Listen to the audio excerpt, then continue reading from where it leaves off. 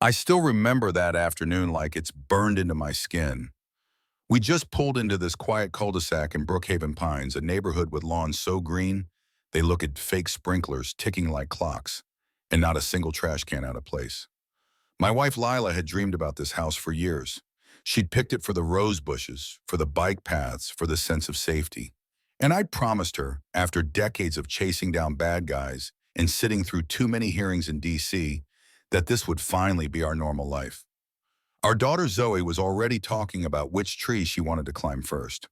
I was unloading boxes from the back of our black SUV, a box marked Zoe's memories in big red letters, little clay handprints, old birthday cards, the kind of stuff you think you'll save for the grandkids. The sun hit just right, and for a second it felt like we'd made it, like we'd outrun the noise.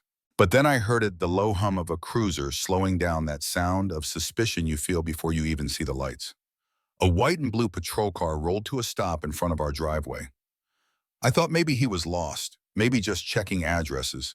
But the way he sat there, engine idling, sunglasses on it, was like a scene from a movie I'd seen too many times. He finally rolled his window down. Afternoon, he barked louder than he needed to. I nodded back, trying to keep things calm. He shut off the engine, stepped out, and that's when I saw the baton clipped to his belt, the hand resting just inches from his holster. His name tag said Officer Kent. His eyes had that look like he already knew who I was, or worse, like he'd already decided. "Just moved in?" he asked, scanning the house, but really scanning me. "Yeah," I said evenly. "Just now." "Big house," he muttered. Not a compliment, but an accusation. I knew the script. I'd trained agents to handle this kind of thing. Stay cool. Don't mirror the aggression. Speak with authority, but not with heat.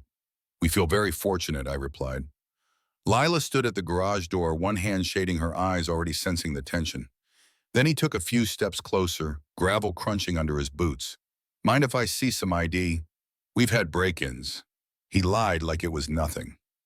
"I'm on my own property," I said softly but firmly. "I haven't committed a crime. I'm not required to show ID." He stared at me like I'd just cursed his mother.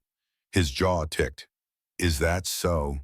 "Yes," I said. "That's so." I could feel the old anger coil inside me, 30 years of being the calm one in the room, the guy who wouldn't flinch when someone tried to pull rank. I saw Zoe peek from the window, her little face pressed to the glass. I thought of all the times I'd told her about fairness and standing your ground. Kent took another step. "For all I know, you're casing the joint. Moving crew. Scam. My wife's right there," I gestured to Lila. "My daughter's inside." He didn't even glance at them. "That doesn't mean anything. Show me your ID. There's a line in every encounter where things can still go back to normal." This was that line. Lila whispered from the garage. "Just show him." But then Kent smirked. "Yeah, listen to your wife. Be a good boy." That phrase, "good boy," landed like a slap. In 1 second, the whole history of why we'd moved here, why we'd tried to outrun certain truths, came crashing down. I shook my head slowly. "No." For a heartbeat, he looked shocked. Then his face turned red, his hand sliding off his holster to unclip his baton. "All right, you're done." He flicked his wrist, and the metal rod snapped out with a shing that made Lila gasp. I raised my hands, palms out. "Officer, think about what you're doing. There's no threat here." "You're the threat," he shouted, his voice cracking. "You're obstructing. You're failing to identify." He moved not toward me, but toward our SUV. "Maybe your ID's in the car." "That's an illegal search," I said, my voice like ice. "This is my warrant," he snapped and swung. The sound of glass shattering echoed down the street. Our perfect bubble burst into a million tiny shards. I looked at the spiderweb window, then at Zoe, now standing next to her mom, hands over her mouth, eyes wide with terror. Neighbors stepped out, phones up, recording. Kent turned back to me, puffed up by the audience. "This is what happens when you don't cooperate with law enforcement," he shouted, pointing the baton at me. My heart was pounding, but my voice stayed low. "You've destroyed my property. You've terrified my family. You're done." He barked a laugh. "I'm the one with the badge and the gun. Pal, you're the one going to jail." He grabbed his handcuffs, metal jaws clicking open like a verdict. Turn around, hands behind your back.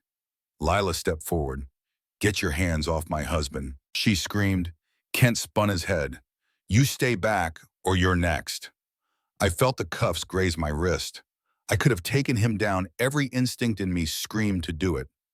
But I knew how that video would play. The headlines wouldn't say a cop attacked a homeowner. They'd say a man attacked an officer. So I went still.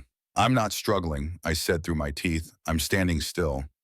The neighborhood was dead silent except for the phone cameras clicking and the sound of Kent's heavy breathing. And that's when I decided enough was enough. I stopped resisting, turned to face him square on. That's enough, I said, not a plea, a command. I reached into my jacket slowly. He tensed, barking, "Don't even think about it," thinking I was going for a weapon. But what I pulled out wasn't a gun. It was a black leather wallet. I flipped it open. For a second, nobody understood what they were seeing. Then the gold glint caught the sun. The eagle spread its wings. The words on the badge were clear: Federal Bureau of Investigation. And above that, director. My name, my face. No mistaking it. Kent blinked, his grip on my arm, faltering. You're impersonating. He stammered, but his voice cracked. Read the name, I said quietly. He did. His mouth fell open. The cuffs slipped from his fingers, clattering onto the driveway like a gunshot. His hands flew up. He stumbled back 2 steps, eyes wide. The man who'd called me boy now looked like a child lost in a mall. I didn't yell. I didn't gloat. I just closed the wallet and put it back in my jacket. And you, Officer Kent, I said softly, have just made the biggest mistake of your career. The neighbor's cameras caught every second. The shift in power was like a storm cloud breaking. Kent's face went from red to chalk white. He fumbled for his radio, squeaking dispatch, "I need a supervisor." I picked up the box, marked Zoe's memories, and turned to Lila. Let's go inside. I think the officer is waiting for his boss now. We walked past him like he wasn't even there. By nightfall, the video was everywhere. People didn't need captions. They saw the calm homeowner, the aggressive officer, the shattered window, the silent reveal of the badge. It hit a nerve across the country, this perfect little slice of the disease we've all been breathing in for too long.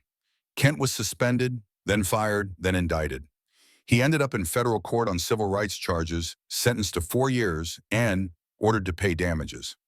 But for me, it wasn't about revenge. It was about responsibility.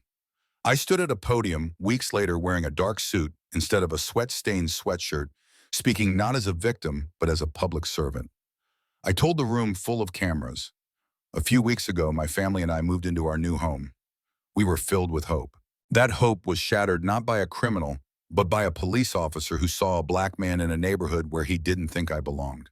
Millions of Americans face this without a gold badge to protect them. Their stories don't always go viral. They don't always end safely. I announced a task force to dig into patterns of misconduct nationwide. The stone Kent dropped on my driveway was sending ripples into the system I'd spent my life serving. But back at the house at dusk, it was quieter. Zoe was on her bike again, wobbling down the street, her laughter floating back to us.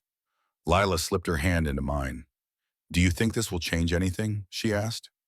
I watched Zoe loop around, hair flying behind her. I thought of Kent sitting in a cell. I thought of the new task force starting its work. "I have to believe it will," I said. "I have to." We stood there, porch light washing over the new window in the SUV. No cracks visible, but everything different now. Because no matter your title, your years of service, your zip code bias can still find you. But when it does, you decide whether to shrink or to stand. So let me ask you, what would you have done in my shoes? Do you think the officer's sentence was fair? What's the real way to root out bias hiding behind a badge? Drop your thoughts below. Share your own stories, because this conversation isn't over, and neither is the fight for justice.